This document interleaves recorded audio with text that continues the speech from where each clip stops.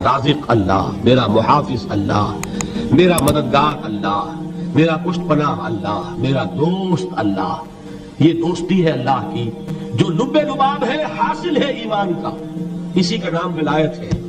اولیاء اللہ کے سروں پر سینگ نہیں ہوتے، جس کے دل میں ایمان راسخ ہو چکا ہو وہی اللہ کا ولی ہے، جسے اللہ پر یقین ہو چکا ہے وہی اللہ کا ولی ہے، جسے یقین ہے اللہ میرے ساتھ ہے، میرا مددگار، میرا پشت پناہ، میرا ساتھی، میرا دوست، میرا محبوب، میرا محب۔ اللہ اہل ایمان سے محبت کرتا ہے۔ واللہ یحب الصادقین، ان اللہ یحب الذین یقاتلون فی سبیلہ صفا کانہم بنیان مرصوص۔ اللہ محبت کرنے والا، اہل ایمان محبوب، اور اہل ایمان محبت کرنے والے اللہ محبوب۔ والذین آمنوا اشد حبا للہ۔ آپ تصور کیجئے جسے یہ رشتہ ایمان یا رشتہ ولایت حاصل ہو جائے، الا ان اولیاء اللہ لا خوف علیہم ولا هم یحزنون، آگاہ ہو جاؤ، اللہ کے دوستوں کے لیے نہ کوئی خوف ہے نہ کوئی حزن ہے۔ اور میں بیان کر چکا تھا، خوف اور حزن کے خاتمے ہی کا نام امن ہے۔ زوال خوف، زوال حزن۔ یہ خوف اور حزن کیوں آتے ہیں بار بار؟ اللہ تخافوا ولا تحزنوا، دونوں آ گئے۔ الا ان اولیاء اللہ لا خوف علیہم ولا هم یحزنون، پھر وہی دو۔ وہ کیوں ہے؟ خوف ہوتا ہے کسی مستقبل کی بات کا، یہ نہ ہو جائے، وہ نہ ہو جائے، یہ نقصان نہ پہنچ جائے، یہ تکلیف نہ ہو، یہ غضب نہ آ جائے۔ خوف ہے مستقبل سے۔ حزن ہے یہ کیوں ہوا، یہ نہیں ہونا چاہیے تھا، یہ میرا فلاں چیز میرے ہاتھ سے جاتی رہی ہے، فلاں موقع نکل گیا، اور بیٹھے ہوئے ہیں اندر ہی اندر کڑ رہے ہیں، صدمہ ہے اور رنج ہے۔ اور جو اللہ پر ایمان رکھتا ہے وہ جانتا ہے ما اصاب من مصیبت فی الارض ولا فی انفسکم الا فی کتاب من قبل ان نبرأها ان ذلک علی اللہ یسیر لکی لا تعصوا علی ما فاتکم ولا تفرحوا بما آتاکم واللہ لا یحب کل مختال فخور۔ اس زمین میں یا تمہاری جانوں میں کوئی تکلیف، کوئی مصیبت نہیں آ سکتی سوائے اس کے کہ جو اللہ نے لکھ دی ہو، اس سے پہلے کہ وہ ظاہر ہو۔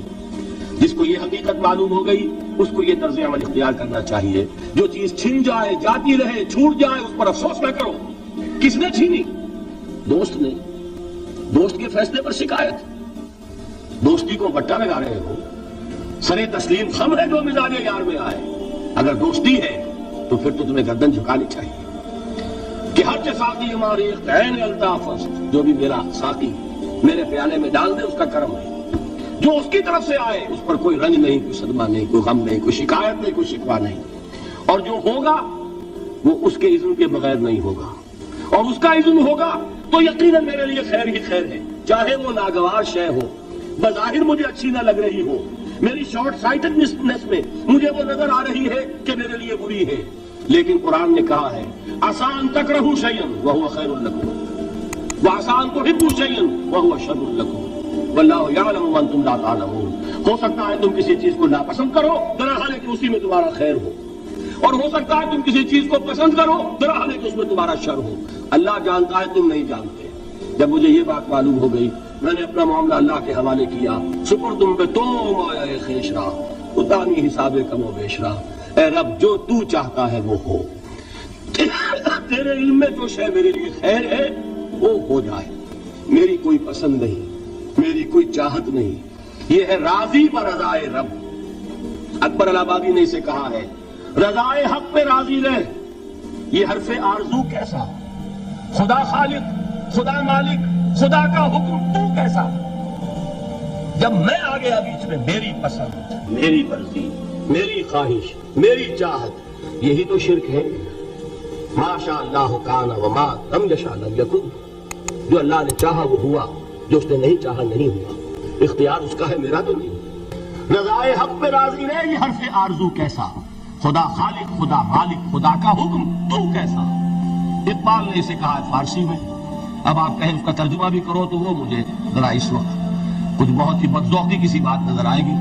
جائیے پوچھئے کسی سے جسے فارسی آتی ہو، برو کشید ز پیچا کے ہست بود مرا چو کہا کہ مقام رضا کشود مرا۔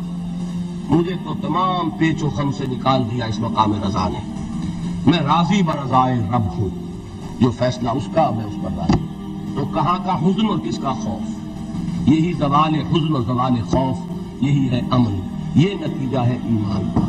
تو جان لیجئے یہ ہے لب لباب، یہ ہے حاصل ایمان کا. یہ ہے تو ایمان ہے، یہ نہیں ہے تو ایمان نہیں.